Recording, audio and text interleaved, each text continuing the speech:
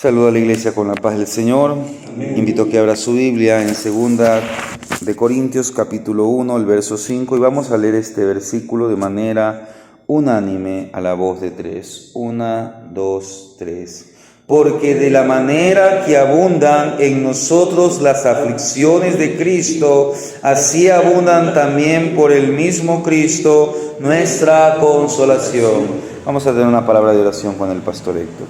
Padre celestial, Dios y buen Dios, en el nombre de toma Jesús, tu control de este trabajo, que todo lo que hagamos, Señor, sea de hechos o de palabras, sea para tu honra. Glorifícate. Espíritu Santo, habla en nuestras vidas. En Cristo Haz encontramos tu obra auxilio. en En nosotros. Cristo encontramos Glorifícate a través de tu palabra. consolación. En el nombre de Jesús. Bendícenos, Señor, Te damos esta gracias. noche, Padre, en A el ti. nombre de Jesús. Amén. Pueden tomar asiento, amados hermanos. Cuando nosotros abrimos las Escrituras, vamos a notar que la Biblia habla mucho acerca del sufrimiento por amor a Cristo, y lo podríamos esto notar de una manera más trascendental en el Nuevo Testamento. Aunque cuando usted también va al Antiguo Testamento va a ver a hombres que por la causa de Dios fueron perseguidos. Y en la época en que fue escrito el Nuevo Testamento, los seguidores, los discípulos de Jesús, muchas veces eran víctimas del destierro por sus propios familiares. Algunas de las peores persecuciones vinieron por los líderes religiosos. Usted lo puede leer en Hechos de los Apóstoles, en el capítulo 4, los primeros 3 versículos, que los líderes religiosos de Jerusalén comenzaron a perseguir a los apóstoles. Pero recordemos lo que Jesús dijo a sus discípulos, a sus seguidores. Él dijo en Mateo capítulo 5, verso 10, bienaventurados los que padecen persecución por causa de la justicia, porque de ellos es el reino de los cielos. Y él también nos recordó, si el mundo os aborrece, sabed que a mí me han aborrecido antes que a vosotros. Eso lo leemos en San Juan capítulo 15, el verso 18. Y es que Jesús habló muy claro. Él dijo claramente lo que implica, lo que significa seguirlo. Recuérdese lo que dice allá en Lucas capítulo 9, los versos 23 al 25. Dice, si alguno quiere venir en pos de mí, niéguese a sí mismo, tome su cruz cada día y sígame, porque todo el que quiera salvar su vida la perderá, y todo el que pierda su vida por causa de mí, éste la salvará. Pues ¿qué aprovecha el hombre si gana todo el mundo y se destruye o se pierde a sí mismo? Cuando nosotros leemos este pasaje, tenemos que tomar en cuenta que en los días de Jesús, la cruz siempre era un símbolo o simbolizaba la muerte. Cuando un hombre llevaba una cruz, él ya había sido condenado a morir en aquella cruz. Y Jesús dijo que para seguirlo, uno que tiene que estar dispuesto a morir.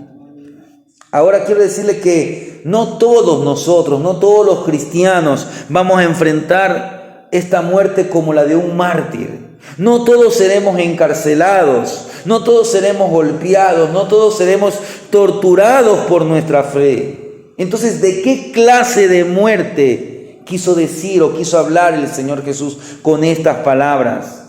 Y para eso nosotros tenemos que recordar lo que más adelante nos dice el apóstol Pablo. Y es un versículo que aquí muchas veces lo hemos tratado. Dice, con Cristo estoy juntamente crucificado. Y ya no vivo yo, mas vive Cristo en mí. Y lo que ahora vivo en la carne, lo vivo en la fe del Hijo de Dios, el cual me amó y se entregó a sí mismo por mí. Eso lo dice Pablo en la carta a los Gálatas, en el capítulo 2, el verso 20. Seguir a Cristo significa morir a nuestra manera de hacer las cosas, morir a nuestro yo. Por eso ya no vivo yo.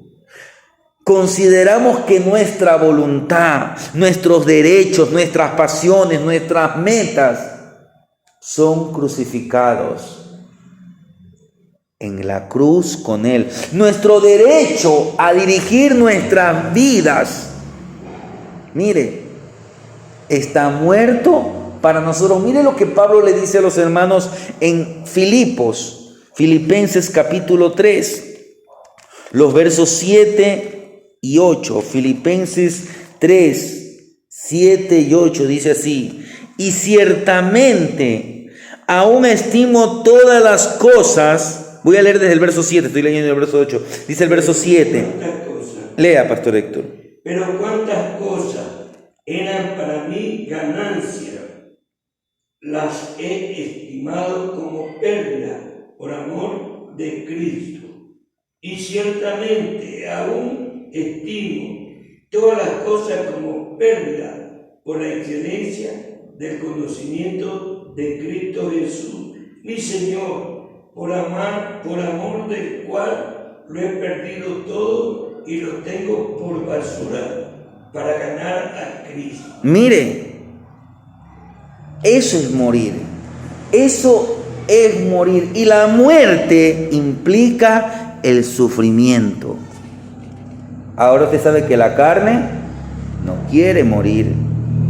Morir a uno mismo es doloroso y va en contra de nuestra inclinación natural a buscar nuestro propio placer.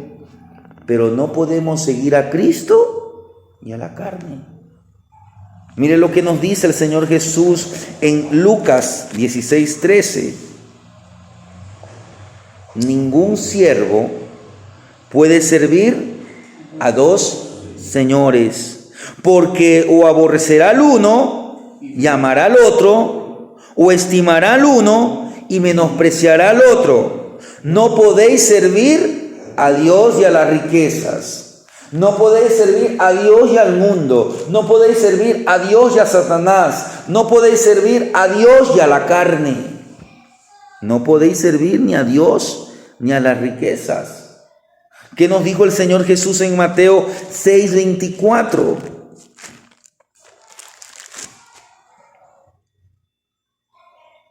Dice así. Mateo 6:24 dice: ninguno puede servir a dos señores, porque o aborrecerá al uno y amará al otro, o estimará al uno y menospreciará al otro. No podéis servir a Dios y a la riqueza. O amamos o aborrecemos. O amamos sinceramente a Dios o lo estamos aborreciendo. Entonces, esa es la decisión. Por eso es que el Señor Jesús dijo que tenemos que seguirle cada día. Mire, cada día. Leo lo que Pablo le dice a los hermanos de Roma en capítulo 8, verso 8. Dice así: y los que viven según la carne no pueden agradar a Dios. Y los que viven según la carne no pueden agradar a Dios. Y esto se conecta con lo que el Señor Jesús dijo: ninguno que poniendo su mano en el arado mira hacia atrás es apto para el reino de Dios. Eso lo dijo, lo tenemos registrado en San Lucas capítulo 9, el verso 62. Hermanos, porque estar unidos a Cristo, ¿qué significa? Que usted está dispuesto Porque estamos unidos a Cristo, estamos dispuestos a sufrir con Él. El sufrir con Cristo es una consecuencia normal, es una consecuencia propia de estar unidos con Él. Tal vez usted no sufra cárcel, persecución, pero va a sufrir menosprecio. Va a sufrir que va a ser puesto en poco por un grupo de personas o por muchas personas. Estar unidos a Cristo es estar dispuestos a sufrir con Él. Es estar dispuestos ¿a qué? A sufrir con Él, porque es una consecuencia normal, es una consecuencia propia de estar unidos con Él en su muerte, pero también en su resurrección. Porque hemos venido hablando acerca de estar unidos con Cristo. Esto implica estar crucificados, estar muertos con Cristo, y como hemos dicho, por la gracia y por el poder de la resurrección, hemos sido resucitados con Cristo, hemos sido resucitados para la nueva vida. ¿Para qué? Para que andemos con Cristo, para que demos testimonio, para que vivamos para Cristo, porque si vivimos para Cristo, donde Cristo está, ahí estará su iglesia. Y recuérdense que hemos visto que Cristo está sentado a la diestra de Dios Padre, y entonces se nos ha dado este privilegio maravilloso de estar sentados, de tener la autoridad. Él nos ha hecho copartícipes de su autoridad. El pastor hoy día escuchaba por la mañana y por la tarde, escuchaba a un pastor que él ya pasó a la presencia del Señor, pero él hablaba acerca de aquellos hombres que en Éfeso quisieron exorcizar, liberar de un espíritu, y ellos dijeron: en el nombre de Jesús que predica. Pero estos hombres no tenían una relación con Cristo, tanto que el espíritu le dijo, conozco a Jesús y sé quién es Pablo, pero si usted está unido a Cristo, entonces podemos hacer uso de la autoridad, porque Cristo está sentado en lugares celestiales, y debido a esto la autoridad de Cristo es la autoridad nuestra, es la autoridad. Por eso en el nombre de Jesús es que avanzamos. Pero recuérdese que esa autoridad ha sido delegada. ¿Para qué? Para servir a las órdenes de Cristo. Eso es lo que veíamos semanas atrás. Eso es el trabajar con Cristo. Pero el trabajar con Cristo conlleva el sufrir con Cristo. O yo quiero andar con Cristo.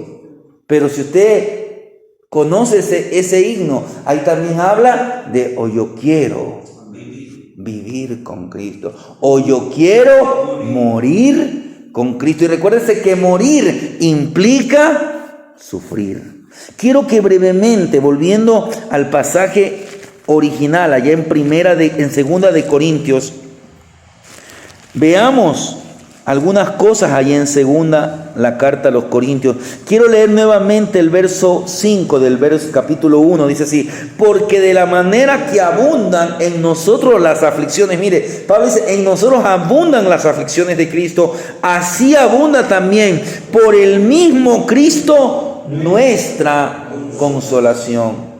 ¿Qué está diciendo Pablo? Que en medio de las aflicciones Él experimentó consolación. Pero para nosotros poder entender, avancemos al capítulo 4. Y mire lo que nos dice el verso 7. Usted en casa puede leerse hasta el verso 18. Pero quiero meditar hasta el verso 15. Dice así, el verso 7. Lea. Pero tenemos este tesoro en vasos de barro, para que la excelencia del poder sea de Dios y no de nosotros. Mire lo que encontramos en este pasaje bíblico. Aquí se hace uso de dos símbolos a través de un lenguaje figurado. Dice tesoros y vasos de barro. Mire, los cuales de manera maravillosa estos dos símbolos se combinan de tal manera que el tesoro está en vasos de barro. El apóstol Pablo hace uso de este lenguaje para describir un gran tesoro que Dios ha colocado en la vida de aquellos que lo han aceptado como Cristo, como Señor y Salvador. El creyente sabe lo que significa estar unido con Cristo. Estamos unidos con Cristo en el juicio. ¿Por qué en el juicio? Porque Él fue declarado, el justo fue declarado culpable. Y los injustos, porque Él tomó nuestro lugar, fuimos declarados inocentes. Pero no solamente estamos unidos con Cristo en el juicio. Recuérdese que estamos unidos en la cruz, en la muerte, en la resurrección, en la vida, en la autoridad, en el andar, en el trabajo. Amén. Entonces, cuando usted conoce, esto es el conocimiento, esta es la experiencia, lo que Pablo dice, yo sé en quién he creído. Entonces, este conocimiento es un tesoro que Dios ha depositado dentro del creyente, dentro del vaso de barro. Usted sabe que usted es morada, usted es templo del Espíritu Santo. Usted sabe que usted camina con Dios. Usted sabe que vive para Dios.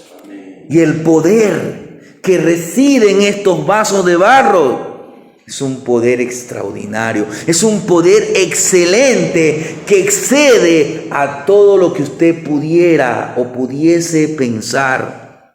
Porque este poder tiene su origen en Dios y no en el hombre. Dios ha decidido que este poder se guarde en vasos de barro.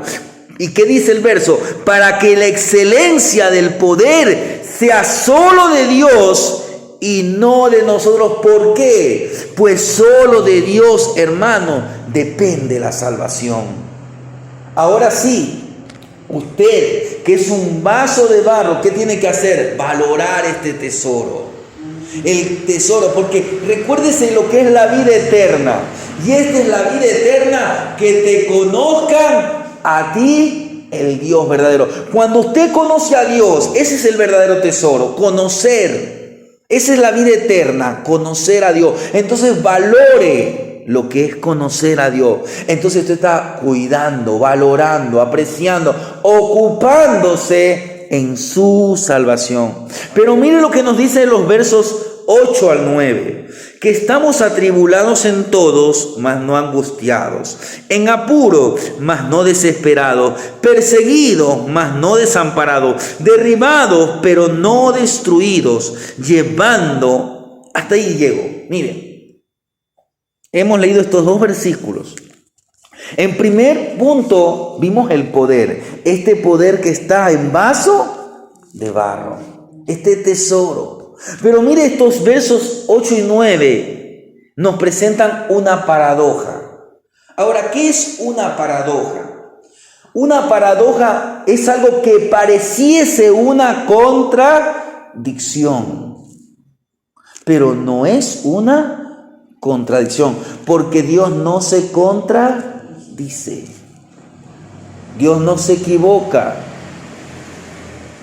Mire, por extraño que parezca, el cristiano no está exento de problemas, pero este tesoro extraordinario, el cual se alberga en vasos de barro, da como resultado algunas paradojas. ¿Cuáles son estas paradojas? Mire, en estos dos versículos notamos 4 paradojas. Primeramente, ¿qué nos dicen? Mire, estamos atribulados, mas no.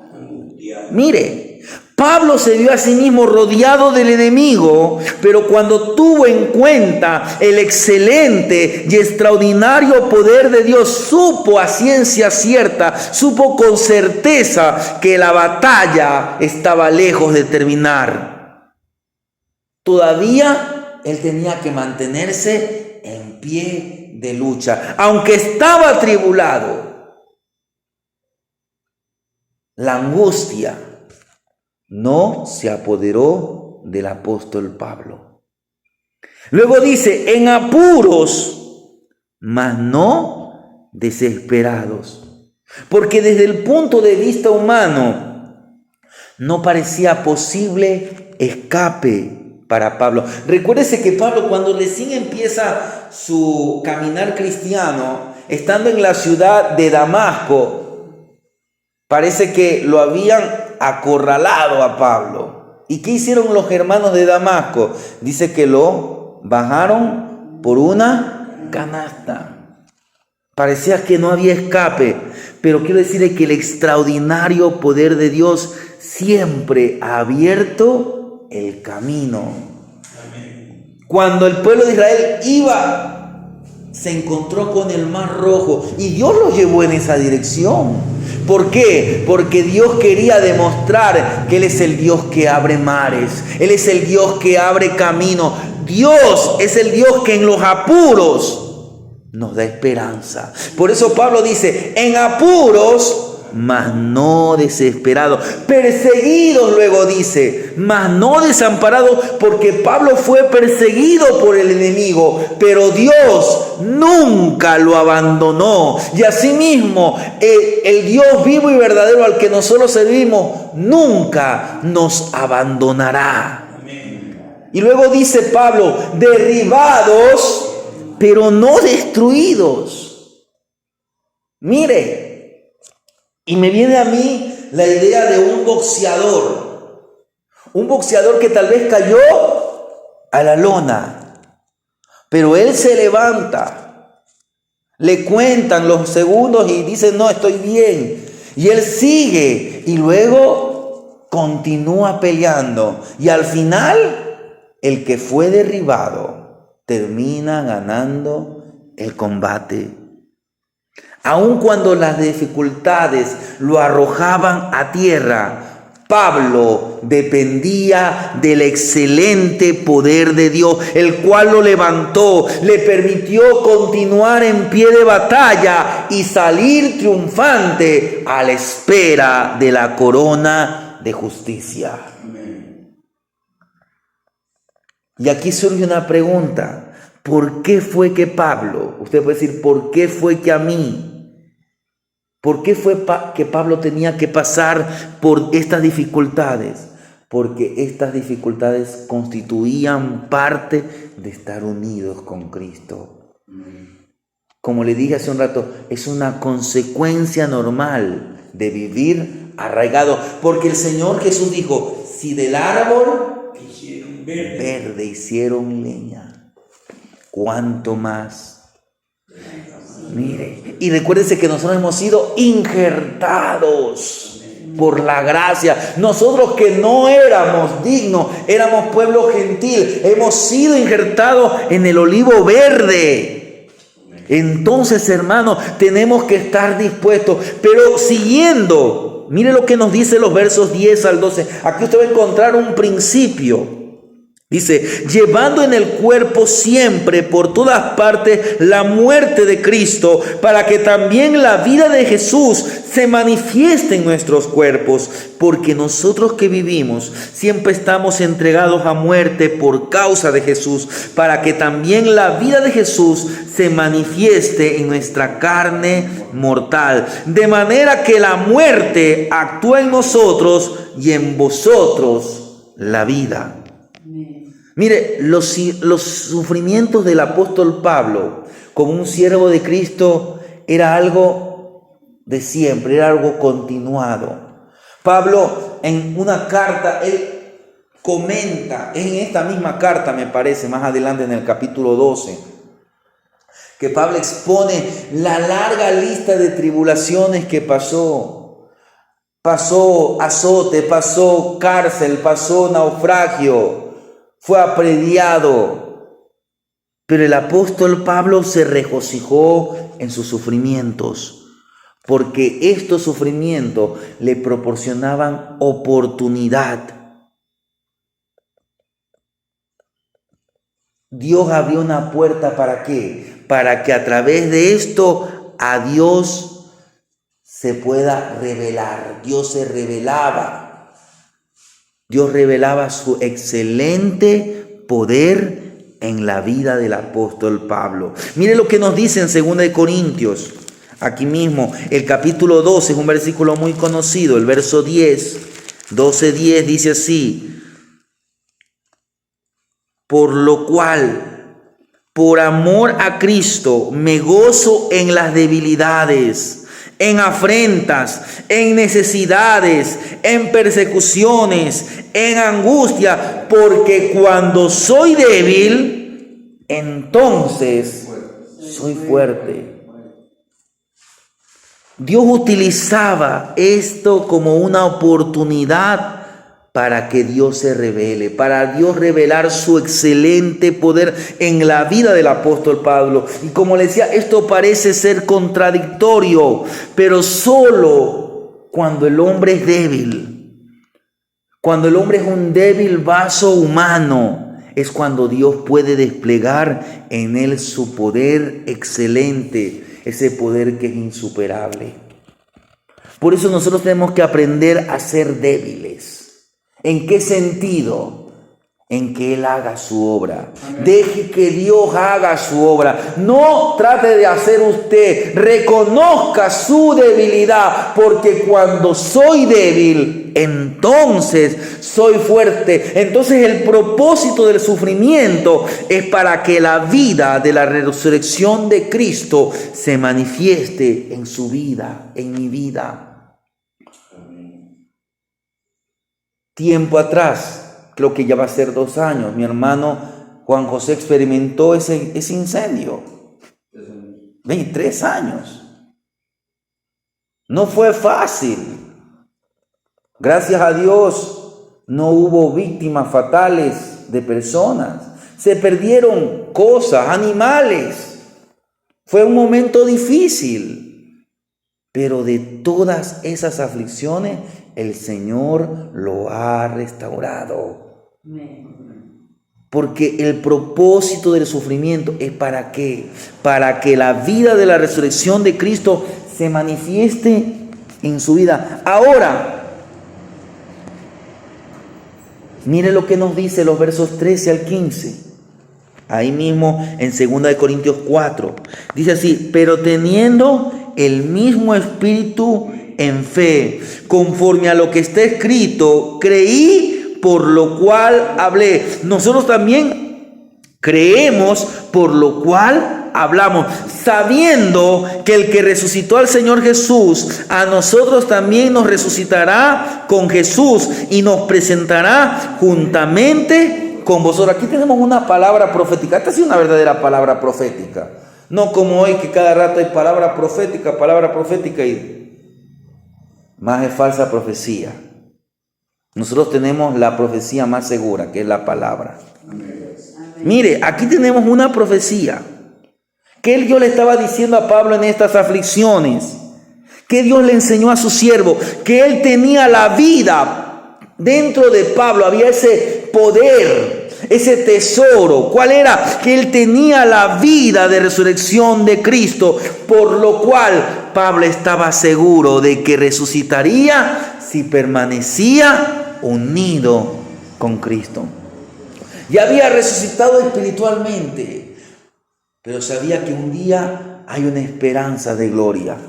Pablo le dice a los hermanos, dice que nosotros no somos como ellos que no tienen esperanza, porque un día se tocará trompeta y los muertos en Cristo resucitarán primero. Entonces estas palabras, esto le permitió a Pablo mantener una sana actitud. Vivimos tiempos difíciles, pero cuando usted se agarra del Señor, entonces cuando usted se agarra de esta palabra, cuando usted se agarra de esta profecía, de esta promesa, entonces usted va a tener una sana actitud cristiana frente al sufrimiento. Porque el creyente, ¿qué tiene que hacer? Debe procurar en cualquier clase de aflicción producida por su amor a Cristo, enfocarse más en su unión con su Señor y Salvador. Debemos tomar las aflicciones como oportunidades para que Cristo se glorifique a través de nosotros. Que Él sea visible, que Él sea revelado a aquellos que nos observan. Y es que la clave está en enfocarnos en Cristo. ¿Cómo soportar en Cristo estas aflicciones? Recuérdese lo que tenemos en Hebreos capítulo 12, los versos 1 al 3. Mire lo que dice en Hebreos capítulo 12 del 1 al 3.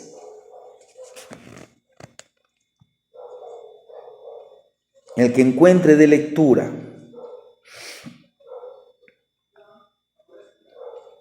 Por tanto, nosotros también, teniendo alrededor nuestro tan grande nube de testigos, despojémonos de todo peso y del pecado que nos asedia y corramos con paciencia la carrera que tenemos por delante, puesto los ojos en Jesús, el autor y consumador de la fe, el cual, por el gozo puesto delante de él, sufrió la cruz, menospreciando el oprobio, y se sentó a la diestra del trono de Dios.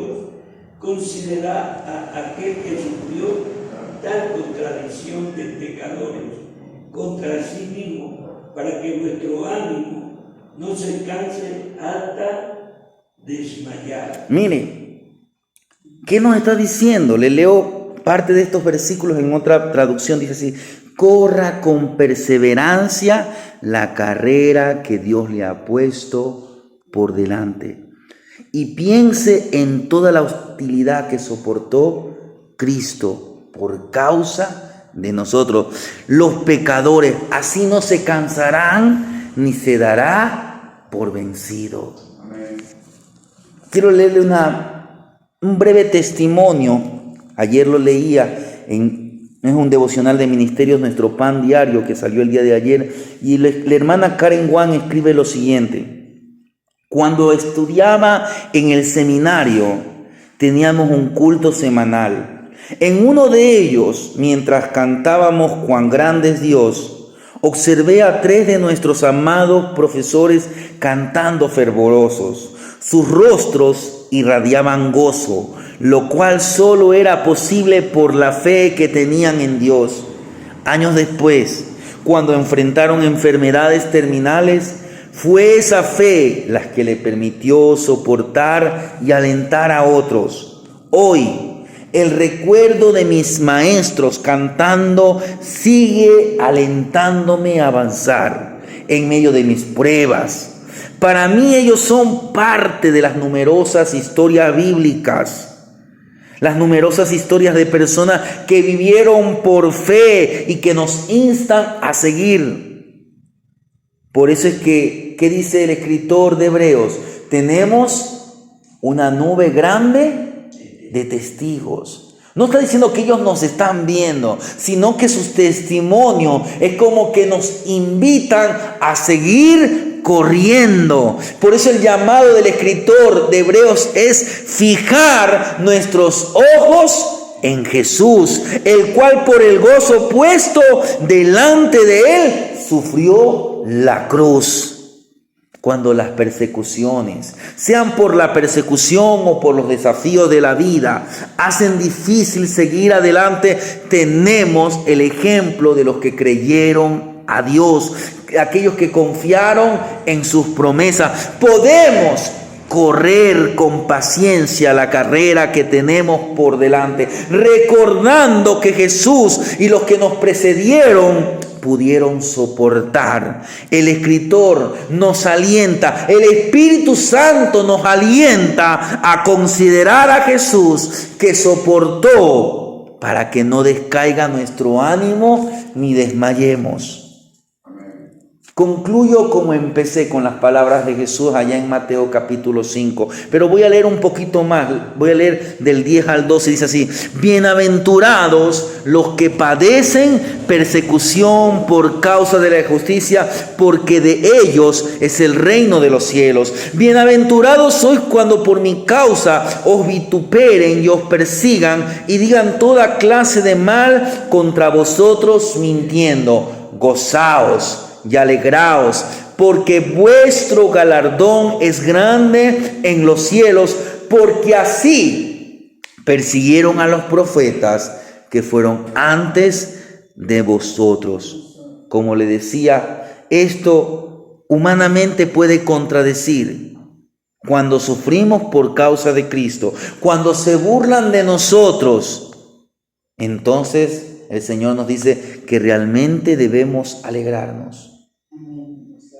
Sí, debemos realmente alegrarnos. No por la aflicción, sino porque por la causa de Cristo estamos pasando eso. Porque otra cosa fuera sufrir por hacer cosas malas. Pero si por la causa de Cristo padecemos, la gloria sea para el Señor. Recuérdese que los profetas y muchos hombres y mujeres de Dios tuvieron que caminar por la senda. Cuando usted lee Hebreos, los últimos versículos, dice que no puede hablar de todos aquellos que caminaron por fe, pero hubieron muchos que murieron, fueron aserrados, estuvieron en hornos de fuego.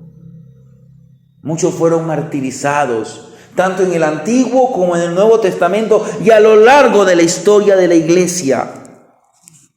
Ahora, sufrir con Cristo no tiene nada que ver con golpearse, con autoflagelarse. No se trata de que, me voy a dar golpes de pecho. No, eso no tiene nada que ver. O experimentar los mismos sufrimientos de Cristo en la cruz. Hay gente que se crucifica. No.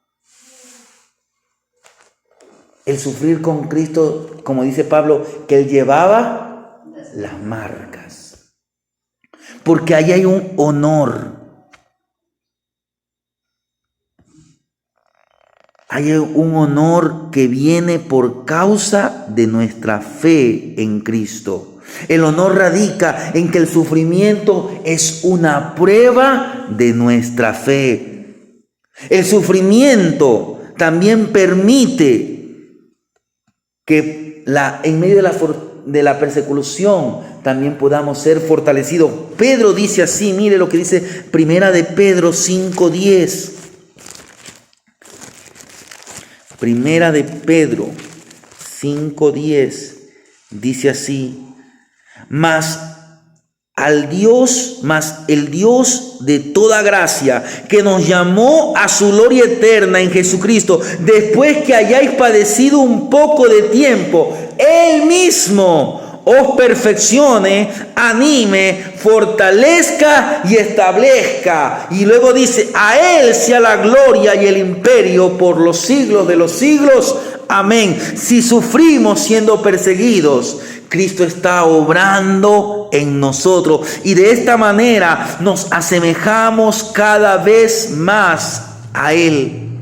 Pablo dice a los hermanos en Filipos: a fin de conocerle y el poder de su resurrección y la participación de sus padecimientos, llegando a ser semejante a Él en su muerte. Eso dice en Filipenses 3:10.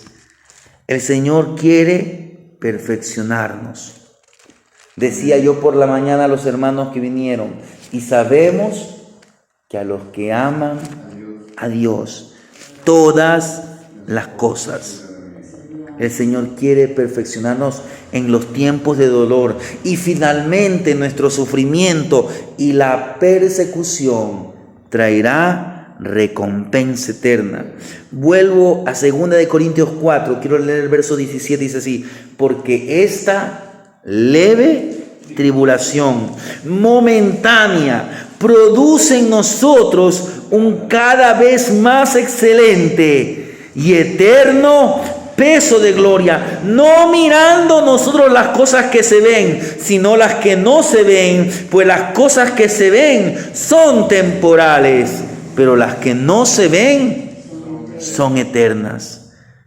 Además, el sufrimiento de los cristianos puede llevar a la conversión de otros. Si sufrimos por causa de Cristo con perseverancia, manteniendo firme nuestro compromiso y nuestra confianza en Él, esto va a despertar grandes preguntas en los no creyentes.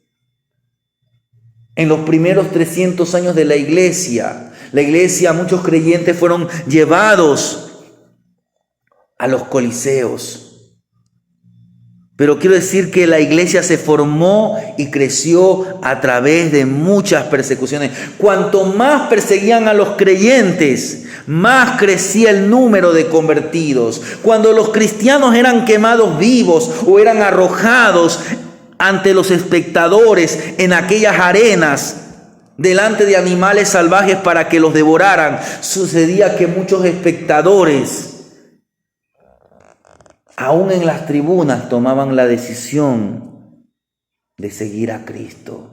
Eran conmovidos por aquella entrega de aquellos mártires. Muchos morían quemados, pero morían cantando y morían con una sonrisa dibujada en sus rostros.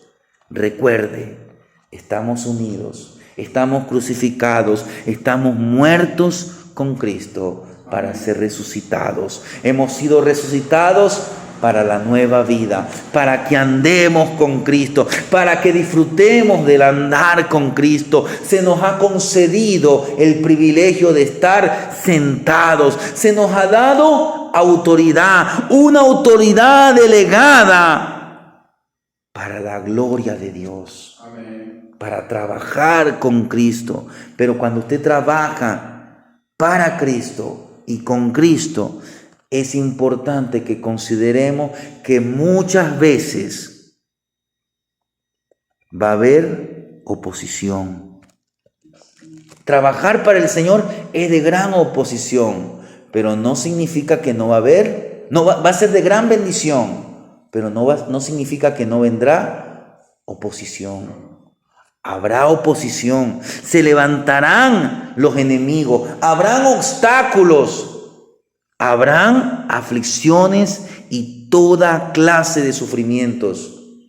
Pues al trabajar con Cristo, al vivir una vida con Cristo, es muy probable que suframos. Pero como dice su palabra, si sufrimos, también reinaremos. Porque, como dice Pablo, pero no desmayamos, angustiados, atribulados, afligidos, pero hay esperanza. ¿Por qué? Porque en Cristo hay gozo, en Cristo hay victoria, aún en las aflicciones. Pablo les dice a los hermanos de Filipo: regocijaos en el Señor. Otra vez digo, regocijaos. ¿Por qué? Porque en Pablo había una esperanza. ¿Y cuál era esa esperanza? Que en Cristo hay seguridad. Estamos seguros en Cristo. Amén.